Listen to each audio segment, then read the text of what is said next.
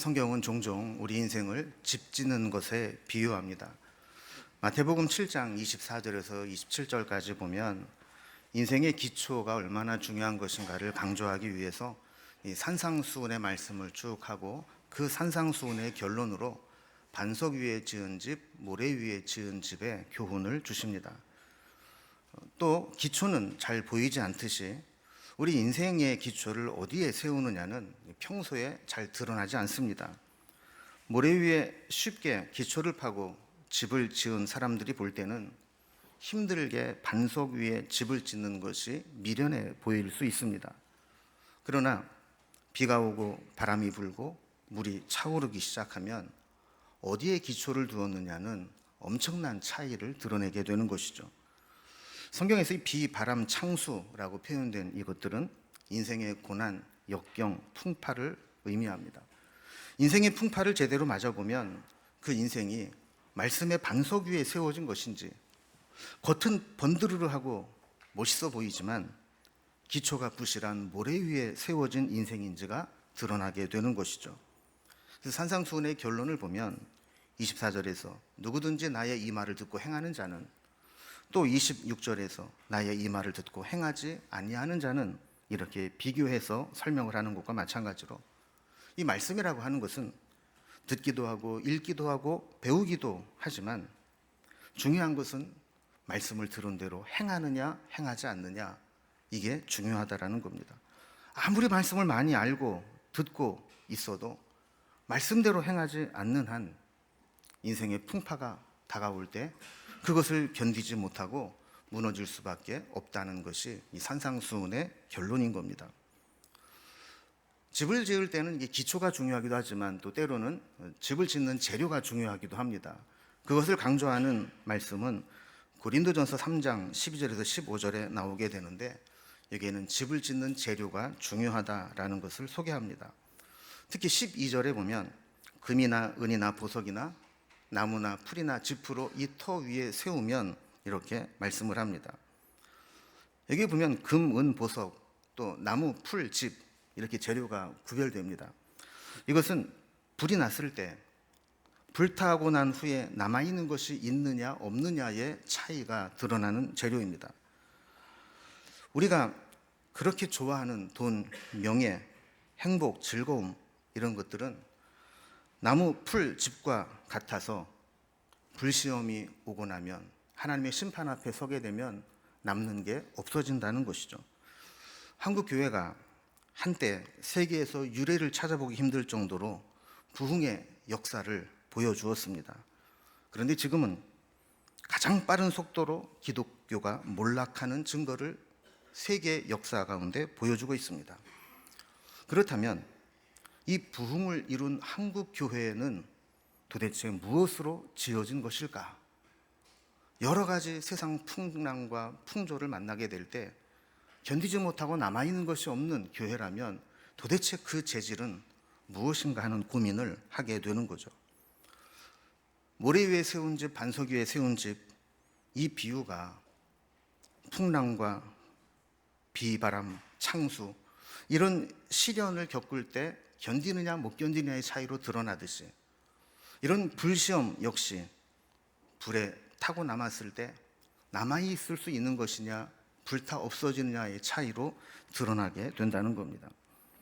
우리의 인생은 지금 당장 보기에 화려하고 좋아 보이는 것이 중요한 것이 아니고, 하나님의 심판대 앞에 서서 평가를 받게 될 때 하나님이 인정해 주시는 것이 남아있느냐 그렇지 못하느냐가 중요하다는 것을 알아야 된다는 겁니다.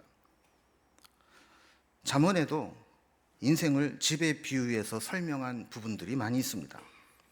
잠언 24장 3절과 4절에 보면 집은 지혜로 건축되고 명철로 견고하게 되며 방들은 지식으로 각종 귀하고 아름다운 보배를 채우게 된다고 말씀하고 있습니다. 그러니까 우리의 인생을 세워나가고 견고하게 하고 아름다운 것들로 채우는 것은 지혜와 명철과 지식이라는 것이죠. 오늘 잠언의 말씀을 통해서 말씀을 좀 살펴보려고 하는데, 이 잠언의 잠자는 바늘 잠자를 씁니다. 그러니까 바늘로 찌르듯 강력한 교훈을 주는 말씀이라는 의미죠. 그러면 잠언에서는 최고의 잠언을 뭐라고 말씀하느냐? 그것은 여호와를 경외하는 것으로 살아가는 것이라고 말씀합니다. 오늘 말씀 잠언 9장 10절에 보면 여호와를 경외하는 것이 지혜의 근본이요 거룩하신 자를 아는 것이 명철이니라 라고 말씀합니다. 지혜의 반대는 미련함, 어리석음이죠. 여러분, 미련함은 지적 모자람이 아니라 도덕적 모자람인 경우가 많습니다. 특히 영적 분별력이 모자라면 그 미련함은 드러날 수밖에 없습니다. 우리는 종종 어떻게 감히 저런 말들을 하고 다니지? 어떻게 감히 저런 행실을 나타내지? 하는 것을 볼 때가 있습니다. 가만히 보면 그렇게 하는 사람들은 몰라서 그렇게 하는 게 아닙니다. 하나님을 두려워하는 마음이 없기 때문에 그렇게 할 수 있는 것이죠. 지혜의 근본이라고 할 때 근본은 시작을 의미하는 단어입니다. 하나님을 두려워하는 마음, 하나님의 뜻이 무엇인지를 아는 마음, 여기에부터 지혜가 시작되고 지혜가 완성되어져 가는 겁니다.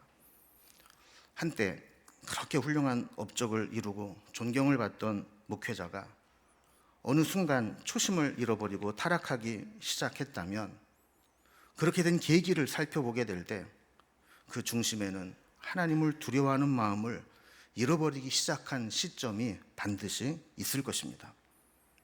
인간의 죄악된 본성은 하나님을 두려워하는 마음이 아니고는 절대로 제어가 안 됩니다. 하나님을 두려워하는 마음이 아니고는 누구도 못 말리는 것이 인간입니다.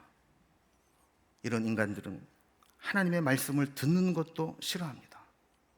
하나님 말씀으로 자신의 잘못을 깨우쳐도 그것을 인정하거나 고치려고 하지 않는 것이 인간의 본성이죠. 이런 것들을 통해서 참된 지혜를 얻기를 원하는 것이 잠언의 가르침인데, 잠언은 크게 1장에서 9장까지는 이 지혜에 대한 원론적인 교훈을 줍니다. 좀 구체적으로 뭐 이렇게 해라 저렇게 해라 하는 내용은 별로 없고, 뭐가 참 지혜인지, 그리고 지혜를 따라 살아갈 때 어떻게 되는지, 그래서 우리가 어떻게 지혜를 구하며 살아야 되는지, 이런 원론적인 이야기들을 하죠. 그리고 10장부터 24장까지는 구체적이고 세부적인 상황에서 지혜가 우리의 삶에 어떻게 적용되는지 구체적인 잠언들을 설명해 주고 있습니다. 그래서 어떤 학자는 이 부분을 지혜의 단편들을 모아놓은 꽃다발과 같다, 이렇게 비유를 했어요. 여러 가지 교훈들을 함께 모아놓은 부분이라는 거죠. 그러면 이제 우리 잠언 9장의 말씀을 우리가 읽었는데, 이 잠언 9장은 잠언의 앞부분, 지혜의 원론적인 부분을 설명하는 곳의 마지막 결론 부분입니다. 잠언은 이 지혜의 원론에 대해서 어떻게 결론을 내리고 있는가? 이 세상은 마치 두 사람이 서로 자신의 유익함을 어필하면서 우리의 인생을 그리로 들어오라고 초청하는 것과 같다라는 겁니다. 그런데 우리가 누구의 초청을 따라가느냐에 따라서 우리의 인생이 완전히 달라진다는 것이죠. 그래서 오늘 본문은 이렇게 두 종류의 인생의 집을 짓고 그 집에 잔치를 벌이면서 마치 집들이 하듯이 사람들을 초대하는데, 우리가 어느 초대에 응할 것이냐, 이 부분을 말씀하는 것으로 설명하고 있다는 거예요. 오늘 본문의 구조를 좀 살펴보면, 먼저 앞부분 1절에서 6절까지는 지혜로운 여인의 초대가 나옵니다. 그리고 뒷부분 13절에서 18절까지는 어리석은 여인의 초대가 나옵니다. 그리고 중간에 7절부터 12절까지는 지혜의 교훈의 핵심들을 요약해서 정리해두고 있습니다. 지혜라고 하는 것의 가운데 부분 앞뒤로 지혜로운 자의 초대, 어리석은 자의 초대가 서로 대조를 이루고 있는 것이죠. 이제 두 여인이 사람들을 초대하게 되는데, 그 결과가 어떠한 것인지 차이를 우리 인생에 받는 이 두 종류의 초대를 통해서 몇 가지로 좀 구분을 해보겠습니다. 먼저 집을 짓는 과정이 있다고 설명합니다. 우리를 초대하는 자는 우리를 머무르게 할 나름대로의 공간을 가지고 있습니다. 지혜는 사람들을 초대하기 전에 온전한 집을 짓고 함께 나눌 음식까지 준비해서 풍성한 잔치를 준비하는 것으로 기록하고 있습니다. 1절에 보면 지혜자는 집을 짓는데 7기둥을 다듬어 세운 곳에 집을 지었다라고 설명합니다. 성경에서 7은 완전수입니다. 그러니까 완전함과 견고함으로 지혜자는 삶의 모든 부분, 모든 영역에 필요한 모든 지혜로 기둥을 세웠다는 겁니다. 여러분, 치우친 지혜는 불완전합니다. 극단적인 지혜는 때로 무지보다 해로울 수 있습니다. 그러나 7기둥이 균형을 이루어 받쳐주고 있는 집은 견고하고 온전하듯이 모든 부분에 필요한 지혜를 갖추고 있는 사람의 지혜는 완전하다는 겁니다. 반면에 미련한 자는 자신의 집에 별 관심이 없습니다. 13절에 뭐라고 얘기하냐? 이 미련한 여인은 떠들면서 어리석어서 아무것도 알지 못한다 그랬습니다. 시끄럽기만 할 뿐 그가 하는 말에 영양가도 없고 제대로 된 준비도 못하고 아무 의미 없는 말로 사람들을 현혹하고 있을 뿐이라는 것이죠. 이렇게 공간이 마련됐다면 두 번째로는 잔치를 준비하는 과정이 나오게 됩니다. 지혜자는 잔치를 준비하면서 집을 준비한 후에 이제 음식을 준비합니다. 2절에 보면 짐승을 잡고 포도주를 준비하며 잔치를 준비합니다. 이 고기와 포도주는 고대 근동 지역에서 잔치에서는 빠져서는 안 되는 아주 필수적인 잔치 음식입니다. 고기는 평소에 섭취하지 못하는 영양가의 상징이고 포도주는 그 잔치를 즐겁게 만들어주는 기쁨의 상징입니다. 그런데 미련한 자는 자기 힘으로 준비하는 게 없습니다. 17절 말씀에 보면 도둑질한 물과 몰래 먹는 떡이 그가 준비한 모든 것입니다. 세 번째로 이렇게 집과 음식이 준비되었다면 이제 사람들을 초청하는 부분이 나옵니다. 지혜자나 미련한 자나 성 높은 곳에 가서 사람들을 불러 초대합니다. 자기에게 오라는 것이죠. 4절에 보면 이 초청의 메시지가 나오는데 어리석은 자는 이리로 돌이키라. 또 지혜 없는 자에게도 이르기를 그랬습니다. 이 메시지 성경에는 이 부분을 아주 재미있게 번역을 했습니다. 사는 게 혼란스럽냐? 뭐가 어떻게 돌아가는지 모르겠느냐? 나와 함께 가자. 함께 만찬을 들자. 이렇게 초대했다라는 겁니다. 그렇죠. 우리도 평소에는 뭐 인생이니 지혜니 그런데 별 관심이 없어 보입니다. 그런데 사는 게 혼란스럽고 뭐가 어떻게 돌아가는지 모를 정도로 답답할 때 우리는 인생을 한번 돌아보게 되고 지혜가 무엇인지를 찾게 되는 것이죠. 이 두 여인은 자기의 초대에 응한 자들에게 뭔가 보상을 약속합니다. 나눔은 식사의 은유를 사용하면서 이야기를 하는데 5절 말씀을 보면 지혜자는 와서 내 식물을 먹으며 내 혼합한 포도주를 마시라 이렇게 초대를 하죠. 이 혼합한 포도주는 폭탄주가 아니고 이 포도주가 너무 독해지면 취하니까 적당히 알코올 도수를 낮춰주는 물을 섞었다 이렇게 이제 해석을 합니다. 어쨌든 지혜자는 자기가 준비한 고기와 이 포도주를 통해서 잔치에 참여한 자들을 만족시켜 주겠다고 약속을 한 거죠. 그런데 17절에 보면 자기가 준비한 게 아닙니다. 미련한 자는 도둑질하는 물이 달고 몰래 먹는 떡이 맛있다 그러면 내놓습니다. 그러니까 이 미련한 자가 내놓는 것은 도둑질하는 것, 몰래 먹을 수밖에 없는 것이라는 것을 의미하는 것이죠. 여기서 미련한 자의 인생 철학을 엿보게 됩니다. 어리석은 자는 과정을 중요하게 여기지 않습니다. 그것이 도둑질한 것이든 먹어서는 안 되는 것이든 그게 중요하지 않은 겁니다. 그저 지금 즐길 수 있으면 그만입니다. 그리고 우리 속담에도 급히 먹은 떡은 체한다 이런 말이 있죠. 급히 먹을 수밖에 없다는 것은 뭔가 문제가 있는 떡이라는 겁니다. 우리가 흔히 먹어서는 안 될 것을 먹는 것을 쥐약이라고 표현하죠.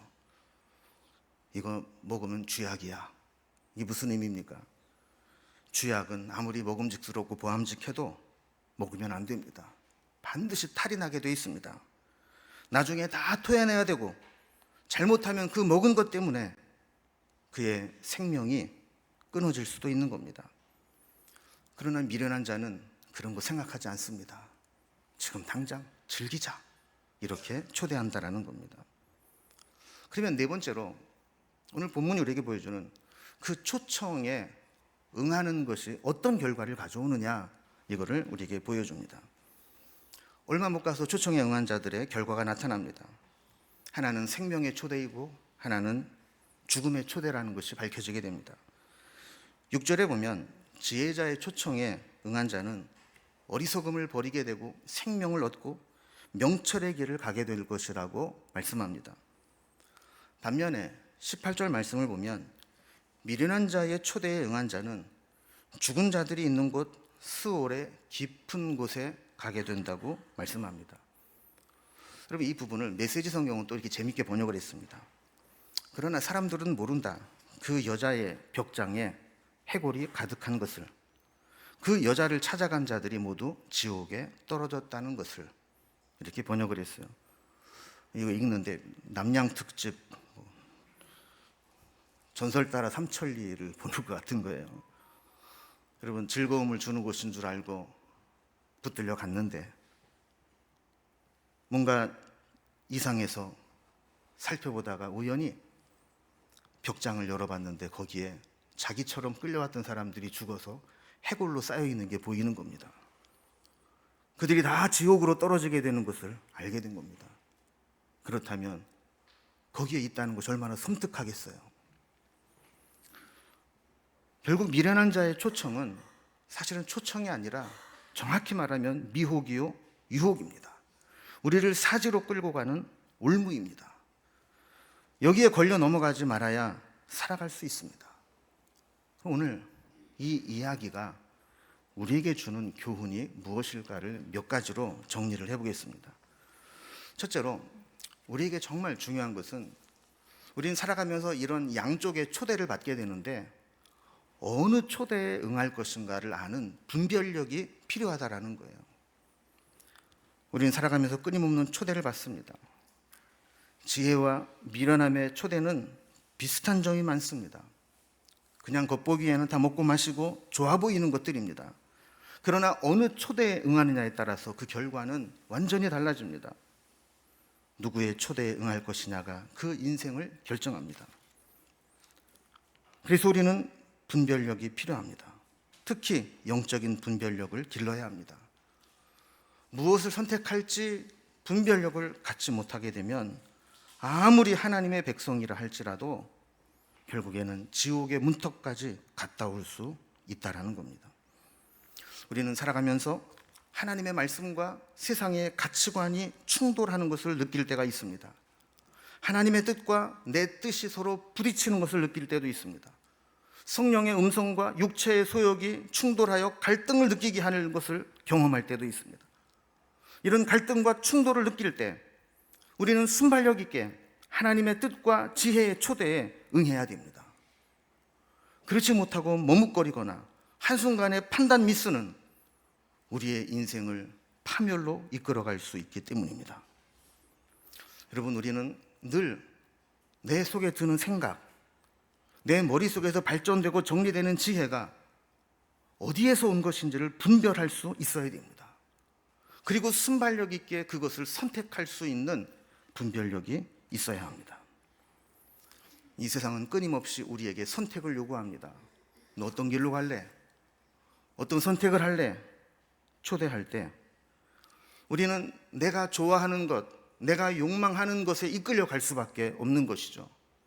그래서 우리는 이런 분별력을 가지고 어떤 선택을 하는 것이 필요한지를 늘 준비해야 하는 겁니다.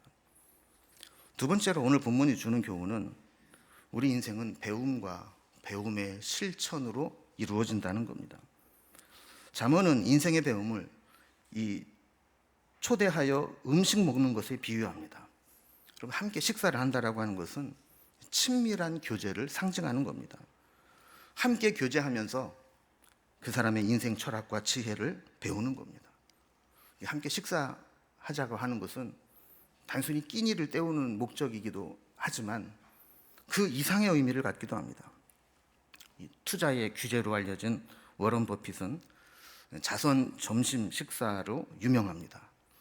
그는 매해마다 자기와 식사를 하면서 동반 7인이 함께 식사를 하는데 거기 한 2시간 정도 어떤 주제로든 질문을 하면 답해주고 대화를 하는 그 시간을 경매에 붙입니다. 낙찰된 사람은 그 비용을 내고 함께 식사를 하는데 그 비용은 전액 자선단체에 기부되는 형식으로 되어 있는 거죠. 2022년에는 더 이상 그런 자선 점심 식사를 하지 않겠다고 알려지게 되면서 역대 최고 금액으로 낙찰이 됐습니다.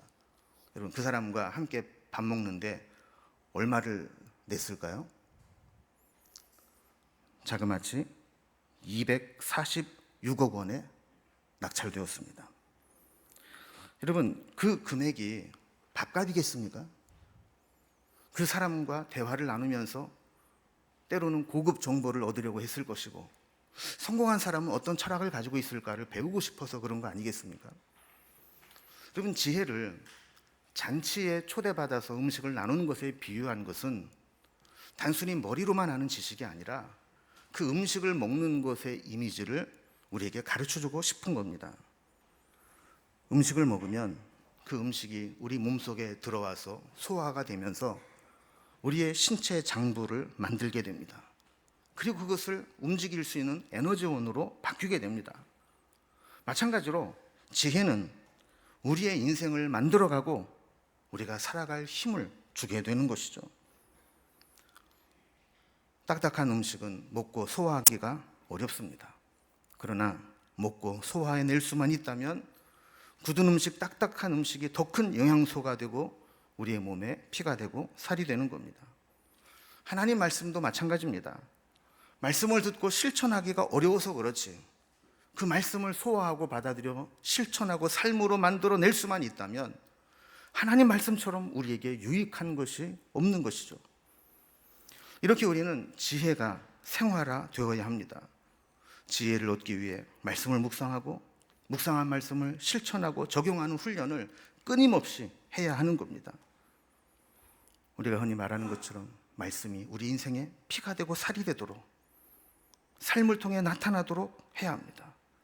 그래서 말씀이 머리로만 하는 것이 아니라 우리 몸이 말씀에 반응하고 우리의 삶으로 말씀이 실천될 수 있도록 하는 것, 이것이 지혜자의 모습이라는 겁니다. 마지막 3번째로 오늘 본문이 우리에게 주는 교훈은 지혜와 우매함은 빈익빈 부익부의 법칙이 적용된다는 겁니다. 지혜자는 배움에 열려 있어서 교훈을 통해 계속 발전하고 지혜로워집니다. 그래서 9절 말씀을 보면 지혜 있는 자에게 교훈을 더하라. 그가 더욱 지혜로워질 것이요 의로운 사람을 가르치라. 그의 학식이 더하리라 그랬습니다. 지혜로운 사람은 충고와 교훈을 스펀지처럼 흡수하고 받아들입니다. 그것을 자기 발전의 기회로 삼습니다. 말씀을 듣고 찔림을 받을 때 그것 때문에 감사와 희열의 눈물을 흘릴 수 있다면 그 사람은 정말 지혜로운 사람입니다. 그래서 점점 학식이 더해가고 점점 더 지혜로워지는 것이죠. 그러나 반대로 미련한 자는 가르침을 거부하여 점점 더 자신의 미련함에 갇히게 됩니다. 그래서 7절에 보면 거만한 자를 징계하는 자는 도리어 능욕을 받고 악인을 책망하는 자는 도리어 흠이 잡히느니라 라고 말씀합니다. 또한 8절에 보면 거만한 자를 책망하지 말라. 그가 너를 미워할까 두려우니라. 지혜 있는 자를 책망하라. 그가 너를 사랑하리라 그랬습니다. 거만한 자와 악인은 잘못을 지적받을 때 절대로 받아들이지 않습니다. 오히려 앙심을 품고 미워하고 보복하려고 합니다. 미련한 자에게는 아무리 충고를 하고 좋은 이야기를 해도 역효과만 나타낸다는 겁니다. 그래서 마태복음 13장 12절에 있는 말씀과 같이 무릇 있는 자는 받아 넉넉하게 되되 없는 자는 그 있는 것도 빼앗기리라. 빈익빈 부익부의 현상이 나타난다는 거죠. C.S. 루이스는 순전한 기독교라는 책에서 선과 악은 복리로 증가한다 그랬습니다. 그래서 이런 설명을 붙입니다. 우리가 매일 내리는 작은 결정들은 전략적 요충지를 점령하는 것과 같아서 그것이 승패의 엄청난 결과를 만들어낸다는 겁니다. 우리가 흔히 전략적 요충지라는 것을 이야기합니다. 이 전략적 요충지는 크지 않아도 그 요충지를 누가 차지하느냐에 따라서 이 전투의 승패가 결정됩니다. 마찬가지로 우리가 선택하는 작은 선택들이 그 선택할 당시에는 작아 보일지 모르지만 그것이 복리 효과처럼 엄청난 차이를 만들어낸다는 것이죠. 결국 잠언 1장에서 9장까지의 지혜에 대한 교훈의 결론은 우리의 결단과 선택의 중요함을 강조하는 겁니다. 하나님께서 우리에게 말씀해 주시는 지혜를 선택할 것이냐, 아니면 하나님의 지혜와 상관없이 당장 눈앞에 우리에게 유익을 주고 즐겁게 해주는 것처럼 세상이 주는 미련한 지혜를 택할 것이냐, 우리에게 선택하라라는 것이 결론적 주제입니다. 오늘 나눈 말씀처럼 수많은 선택을 강요받을 때 우리는 어떤 가치로 어떤 선택을 하느냐가 얼마나 중요한지를 깨닫는 영적 분별력을 가져야 합니다. 그리고 내가 말씀을 통해 배운 이 지혜가 지식으로 끝나는 것이 아니라 내 삶에서 피가 되고 살이 되도록 내 삶으로 반응하고 삶의 열매로 나타내도록 끊임없이 훈련해야 합니다. 그리고 내가 지혜자의 길을 선택하든 미련한 자의 길을 선택하든 처음은 미미하게 차이가 날지 모르지만 마지막은 엄청난 차이를 나타낸다는 것을 깨달으며 지금 내가 선택하고 걸어가고 있는 이 길이 하나님이 원하시는 지혜자의 길인지 아니면 하나님을 멀리 세상이 가르쳐준 길로 가고 있는지 우리의 삶의 자리를 점검해 볼 필요가 있습니다. 오늘